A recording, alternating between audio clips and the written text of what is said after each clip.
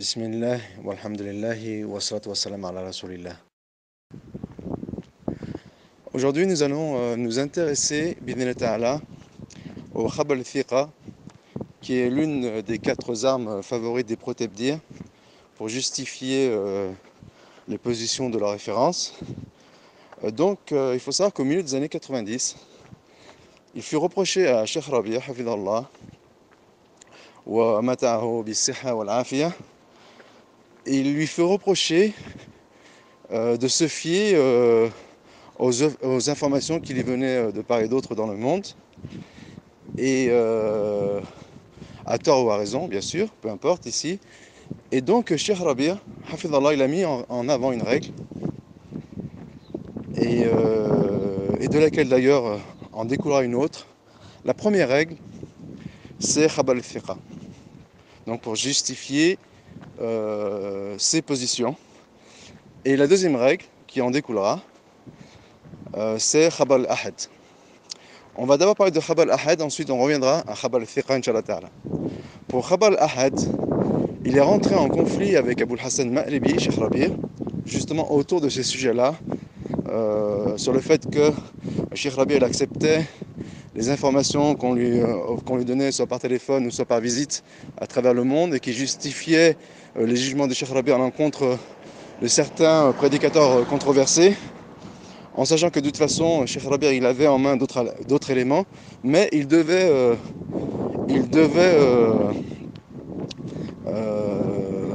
préserver, on va dire, cet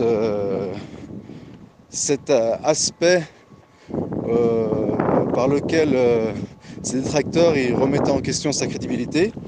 Donc il devait défendre ce point. Et il avait reproché à Abul Hassan Ma'ribi de dire que Al-Khabar al-Ahad la yufid ilm al-yaqin ou yufid ghalabat al-dhann. Bien sûr, j'extrapole, je fais un résumé de la question, et en sachant que les choses sont un peu plus complexes que présentées dans un résumé, cela va de soi. Donc Cheikh Rabi' avait reproché à Abul Hassan Ma'ribi son point de vue sur Khabar al-Ahad, et il l'avait assimilé au point de vue des savants du Kalam Ash'arite, ce qui, indépendamment de savoir qui est réellement Abul Hassan al-Ma'ribi, ce qui est peu probable. D'ailleurs, ce conflit commença en 2001. En 2003, Cheikh al-Abbad confirme avec sa risala, Rifqan bi al-Sunnah, il confirme la position que je m'étais faite sur ce conflit, et notamment sur Khabar al-Ahad, mais je vais y venir. Là où il confirme, c'est qu'il dit qu'il est probable qu'une personne qui est affiliée au traditionnalisme, indépendamment de savoir si oui ou non il a des affinités avec le Khuruj ou avec Takfir al-Hukam, ou bien les insurrections contre les gouverneurs en place, indépendamment de savoir s'il trempe dans ce genre d'idées, il est peu probable qu'il rejoigne, alors qu'il étudie le hadith, notamment chez Morbel, qu'il rejoigne les Ash'arites sur ce point, étant donné que les gens du Kalam, ils n'ont critiqué ce point qui, d'apparence, relève strictement du domaine de Ilm al-Hadith, de Usul al-Fiqh. Il est peu probable qu'une personne qui a fait le hadith, ils rejoignent les Ash'arites sur ce point, eux qui, à travers cela, ont pour ambition de renier tout en partie les noms attributs divins. Donc c'est pour justifier le ta'wil des textes sur les choses qui ne rentrent pas dans leur conception, qui ne rentrent pas dans leur ou qui est contraire à la raison, en fait, qui est leur propre raison. Et donc, pour revenir au sujet, Abul Hassan, il disait que Khabar al-Ahad, in lam taqtarin bil qara'in yufid ghalabat al-dhann. Il disait donc que Khabar al-Ahad, s'il n'était pas entouré d'indices qui corroboraient leur pertinence, il il, il signifiait Ghalabat al-Dhan ou le Dhan al-Rajih, ce qui signifie la forte probabilité. Et Cheikh Rabi' contestait cet avis, qu'il assimilait à l'avis d'Ash'arite, ce qui manque cruellement de précision, car la chose est plus compliquée que cela. Et donc, à l'époque, quand j'avais lu les réfutations de Cheikh Rabi' sur ce point, elles avaient été peu convaincantes, je pars en 2001, et parce qu'il faut savoir qu'à l'époque, je lisais tout ce qui venait de Cheikh Rabi', je l'ai lu jusqu'à peu près 2006-2007, où après je lisais moins, après c'était plutôt des conférences ou des audios qu'on avait retranscrits par écrit ou bien où on avait rassemblé ces fatawas. Mais avant cette époque-là, je lisais tous les ouvrages de Cheikh Rabi'.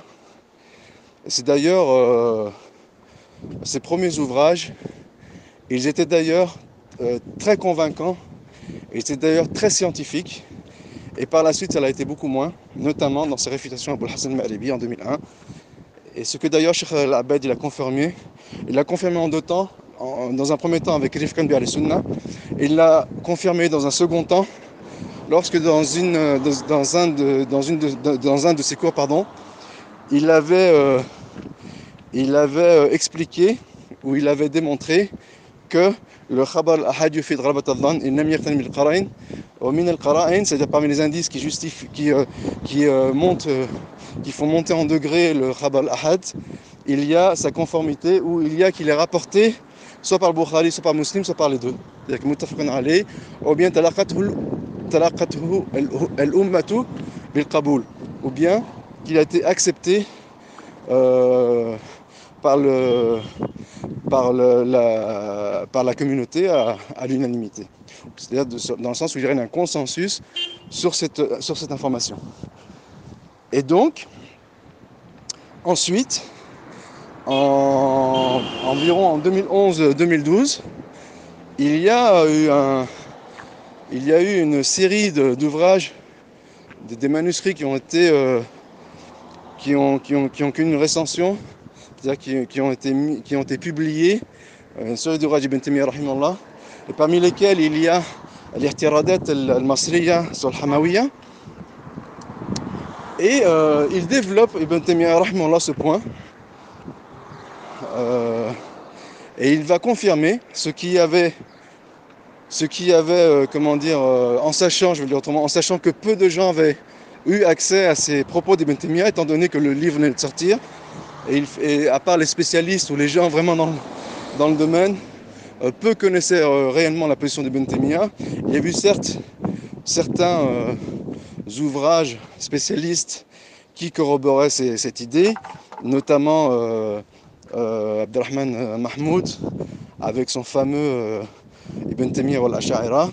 Il y avait aussi Ibn Taymiyyah Muhaddithan, qui est une thèse universitaire, dans laquelle les deux mettent en avant qu'Ibn Taymiyyah il rejoint exactement cette tendance selon laquelle al-khabar al-ahad yufid al-dhann idha iqtaranat bil-qara'in. Et d'ailleurs, souvent Ibn Taymiyyah il était affilié à la partie, on va dire, intransigeante dans son domaine, ceux qui disent que Khabar Ahad yufid al-ilm dans l'absolu. Donc on avait affilié dans ce groupe Ibn Taymiyyah, Ibn Hazm, l'Albani. En réalité, les choses sont beaucoup plus complexes, et c'est ce qui a créé donc un conflit à cette époque en 2001. Il faut savoir que, comme le dit Ibn Taymiyyah rahimahullah, la plupart des conflits, ils sont plus sur la forme que sur le fond.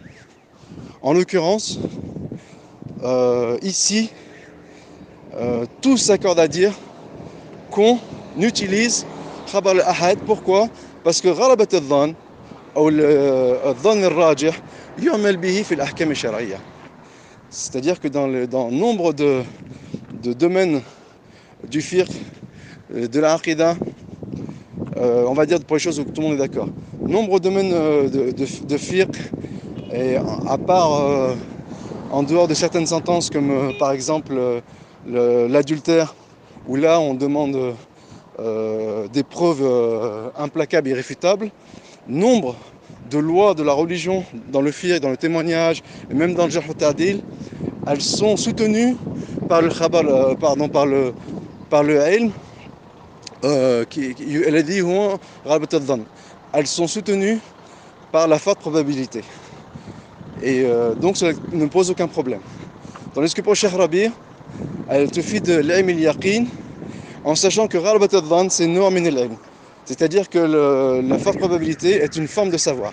Contrairement au dhann al-mujarrad, à la suspicion, à la simple probabilité, qui là, oui, elles sont exclues du savoir et on n'en tient pas compte dans l'étude d'un phénomène. Voilà pour ce qui est de Khabar al-Ahad. Donc ce ne sont pas des questions pour lesquelles on instaure le wala wal bara. Ce sont des questions qui sont purement de fiqh. Ce sont des questions qui relèvent purement de ijtihad. Et défendre aveuglément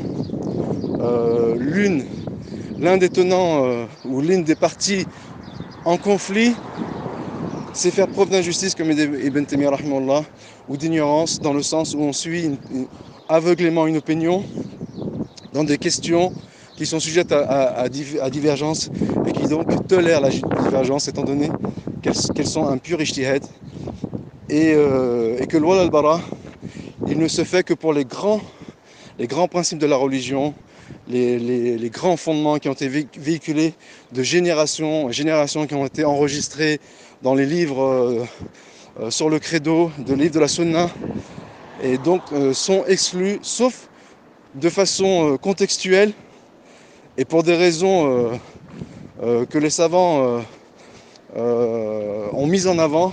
Il arrive que certaines questions de fiqh ou qui relèvent de ijtihad, elles soient mises dans ces questions de credo, mais c'est pour des raisons entièrement contextuelles et qui ont été expliquées par les savants, notamment al-misr, al-khuffayn, elles ont été mises dans le credo parce que les rafidas, c'était un signe distinctif des rafidites, et ainsi de suite. Wallahu ta'ala alam. Donc cela nous renvoie au khabar al-thiqa. D'après Cheikh Rabi', sachant qu'il peut ne pas le dire explicitement, mais on comprend des propos de Cheikh Rabi' que si une personne de confiance lui ramène une information, il faut la prendre, car dans l'histoire, le hadith, il a été véhiculé, il a été conservé grâce à l'information de la personne qui est considérée crédible. Ici, malheureusement, encore une fois, je veux dire par rapport à la fois précédente, Cheikh Rabi' manque de précision. Pourquoi ? Parce que pour qu'une information elle soit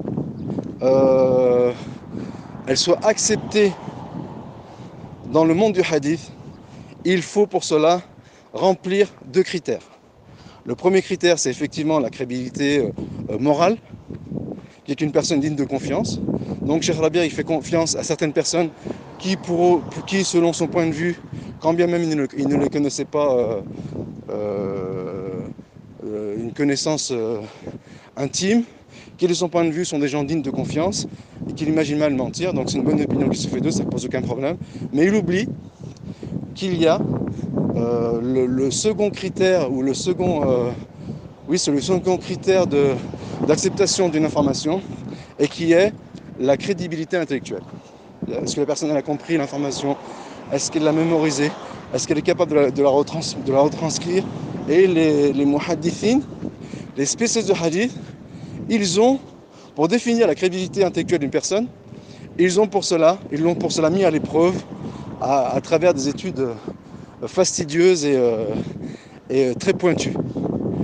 Et malheureusement, dans Ilm al-Hadith, des grands savants comme Ibn Hibban, qui a été suivi par Ibn Abd al-Barr, plus ou moins, et qui se base sur la seule crédibilité morale pour rendre crédible un rapporteur d'un hadith. Et c'est la raison pour laquelle les grands spécialistes comme Dhahabi ou autres, qui ont classé les rapporteurs en trois grands ensembles, c'est-à-dire les durs, les modérés et les laxistes, ce qui en soi n'est vraiment pas une critique comment dire, négative. C'est pour rendre état, c'est un état de fait.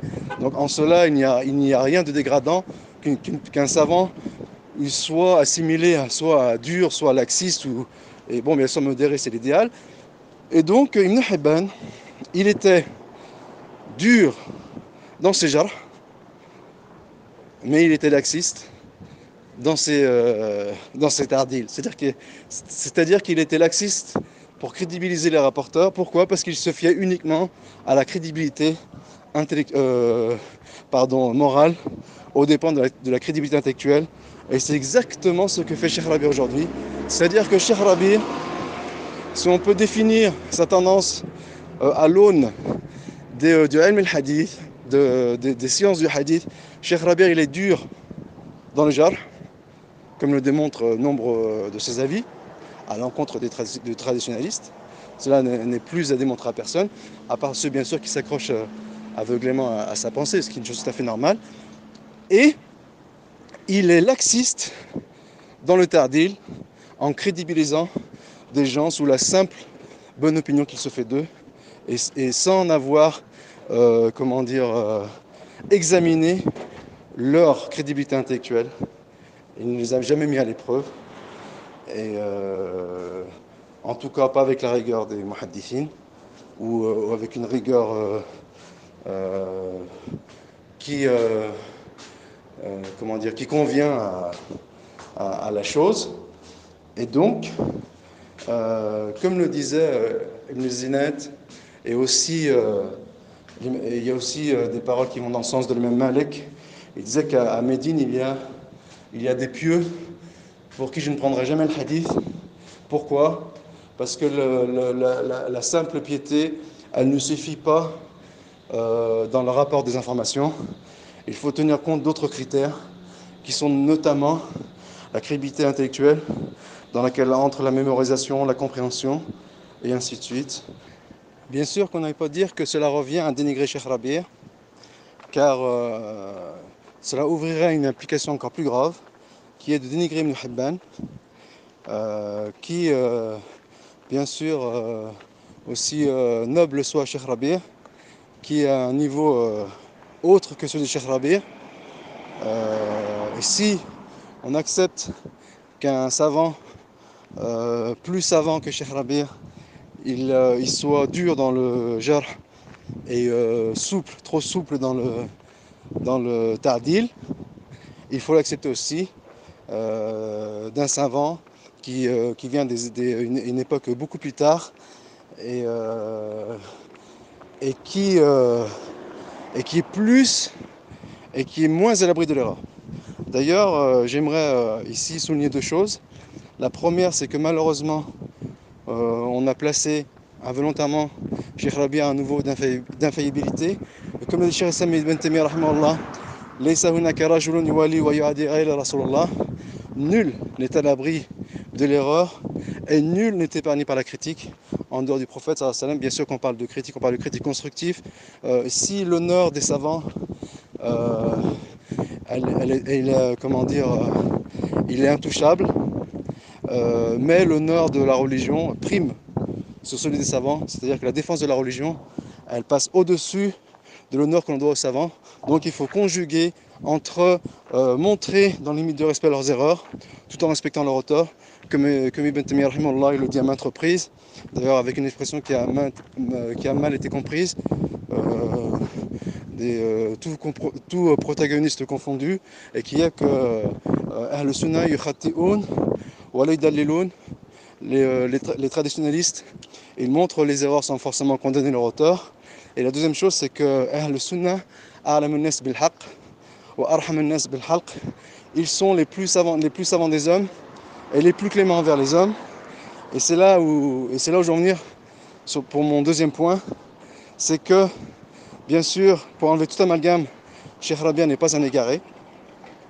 Si Ibn Hibban ne l'est pas, a fortiori Cheikh Rabi' ne l'est pas, en sachant que ce n'est pas fortiori, mais il ne l'est pas non plus. Et donc, ce discours il va dans les deux sens. C'est autant Cheikh Rabi' n'est pas exclu de la critique, comme le démontre maints passages d'Ibn Taymiyyah rahimahullah qui s'inscrivent à contre-courant des idées véhiculées par Cheikh Rabi' et qui ont suscité des troubles et des discordes, des dissensions terribles au sein des traditionalistes que nul ne peut occulter. Mais en même temps, ces mêmes passages d'Ibn Taymiyyah démontrent que les erreurs venant de personnes respectables ou de notables comme Cheikh Rabi' ne sont pas à mettre au nom de l'hérésie, mais de l'erreur d'interprétation. Donc ça va dans les deux sens. C'est-à-dire qu'on est à la fois capable de démontrer que Cheikh Rabi' se trompe, mais on est aussi capable de démontrer que Cheikh Rabi' n'est pas un égaré, n'est pas un hérétique. Et cette voie que nous empruntons est celle du juste milieu, qui réclame de faire régner la justice, qui est un commandement divin qui a été véhiculé par tous les prophètes et par toutes les écritures, par toutes les saintes écritures. Et le ciel et la terre ils ne tiennent que par la justice. Et Dieu est le juste. Et il réclame de justice, la justice. Et il va trancher entre les litiges. Il va trancher les litiges qui divisent les hommes avec justice. Et il va rendre la justice. Il va rendre le droit à l'opprimé. Et il va châtier ou punir l'injuste. Et donc, si nos détracteurs nous considèrent comme des hérétiques, nous sommes justes avec eux et nous ne nous comportons pas avec eux avec injustice. Donc à nos yeux, ils ne sont pas des égarés. Ils sont simplement dans une optique chauvine et sectaire, ce qui est un point commun à tous les hommes, et même les orientalistes. Les traditionalistes n'échappent pas à ce fléau social qui est commun à tous les groupes, sauf ceux que Dieu a bien voulu épargner, et c'est ceux qui s'accrochent à sa corde le plus fermement possible, dans tous les sens du terme, ou qui éventuellement s'accrochent à sa corde en partie, mais qui gardent une certaine lucidité et une certaine objectivité qui leur permettent d'être justes et équitables et impartiables. Wallah al-musta'an wa alayhi at-tuklan.